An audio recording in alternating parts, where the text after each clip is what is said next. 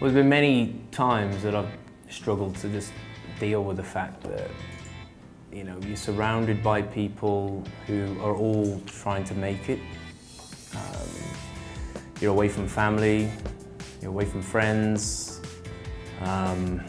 It's a really tough industry to be in. There's a big competition as well.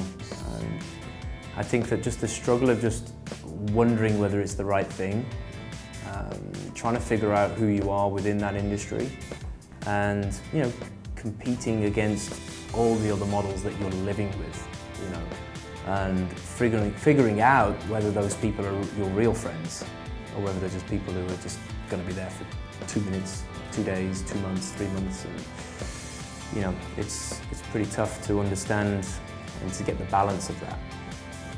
So, it's a really big struggle, and I think many of us who are travelling around as a model, I think that we all deal with that, and we all deal with it in different ways.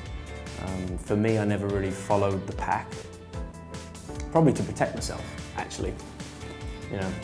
Once you start following people, you feel protected. However, you're not necessarily protecting yourself from things that could happen, that could really hurt you.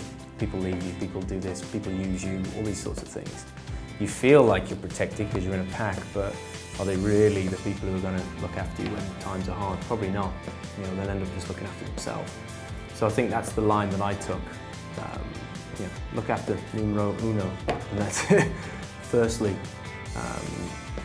So it's a big struggle. It's really tough, and that's not just for the first year or the 5th year. That's every year you deal with that. Every place you go to, that's what you have to deal with. You deal with the unknown, and that's tough in the industry. Yeah, in general, the modelling industry for me has been fantastic. I've loved every second of it. I think that the worst place, and not because of the country, but just because of the situation I was in, was China. I was in China for months, and I didn't really work that well. And that was tough for me then, because I'd been working well for 8 years, and then all of a sudden, I'm not working. What? Why? Why am I struggling to get jobs? Why am I, not getting the castings? I'm seeing, 10 clients a day, and I'm not working, I'm not getting it. And that was a tough time for me. And when you work in China, it's very tough as well. They're very strong. You have to try and understand the client. There's been 2 moments. The first one was my biggest paycheck for one job.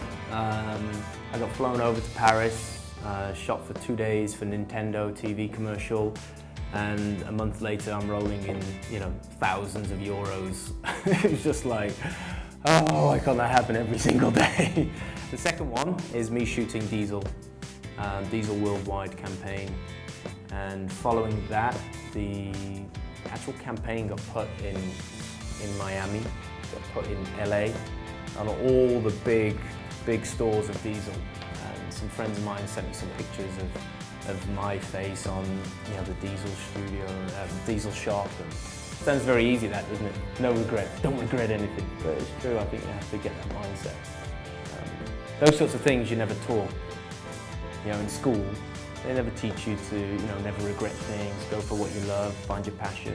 And unfortunately, not many people do those things. And I had to learn the hard way through that as well. But it's worth it in the end. But what's the saying? Always light at the end of the tunnel? Yeah, well, it's true. Cheesy, but it's true. Well, at some point in my career, I did a shoot that potentially I shouldn't have. And it wasn't that it was that bad, it was I was wearing something that was quite revealing. And halfway through the shoot, some things decided to maneuver itself and pop out. Slightly embarrassing, yes. Being distraught, yes. But, it's quite funny when you look back. Everybody people have been in the industry that long, have done all these things, it's happened. Of course it does, it happens all the time. I do still do runway here. There's only 1 or 2 companies that I work with, just because they're the only ones that I trust will do a good runway show. And I enjoy doing it. So when I have time, then I still do it. But unfortunately, runways, they don't pay very well. They pay enough if that's what you're doing. If you're focusing on modeling as a career, then it's great to do it because it also gets you exposure. You know, at most events you have magazines there, you have clients there, you have other people who deal with production companies who may want to book you for their shows. So in terms of that, it's fantastic, doing runways. But if it's not your main focus, then it's sometimes best to stay away from it. And especially if they're not the quality that you want to go for. The quality sometimes is a bit, so you've got to be careful. And I would suggest that to everybody, to be careful.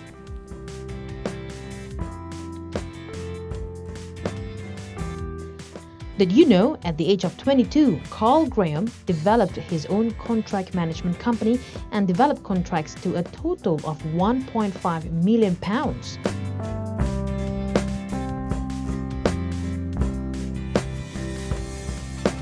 Also, he had a reality behind-the-scenes online show, Carl G. Along for the Ride.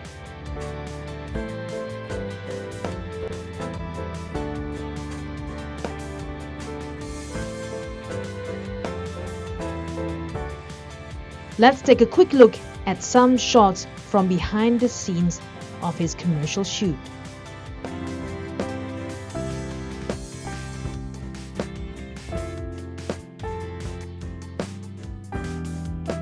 For me, no, I would never stay in England doing that sort of 9-to-5 job. There was a potential at some point to stay in London and work, but it was grey, it was miserable.